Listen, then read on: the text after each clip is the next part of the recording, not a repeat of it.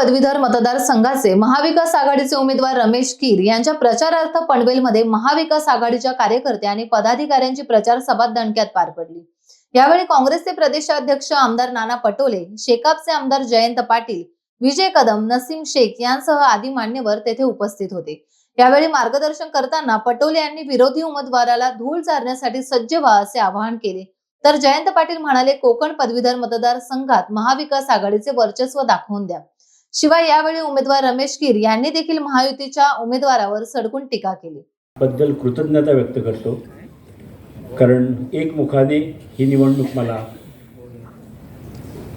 उमेदवार म्हणून जाहीर केलेला आहे। कोकण पदवीधर मतदारसंघ हा नेमका कशासाठी आहे हे दुर्दैवानं गेली 12 वर्ष जे या मतदारसंघातून निवडून आलेले आहेत त्यांना अद्यापही कळलेलं नाही असं स्पष्टपणाने दिसत आहे। अलीकडेच त्यांनी एक 20 पानाची पत्रिका तुमच्याकडे पाठवलेली आहे। अतिशय चांगली छपाई केलेली आहे, खूप पैसे त्याच्यासाठी खर्च केलेले आहेत, पण त्या 20 पानामध्ये तुम्ही नीट पहा, पदवीधर मतदारसंघ म्हणून पदवीधरांसाठी एकही उपक्रम राबवलेला त्याच्यात लिहिलेला नाही।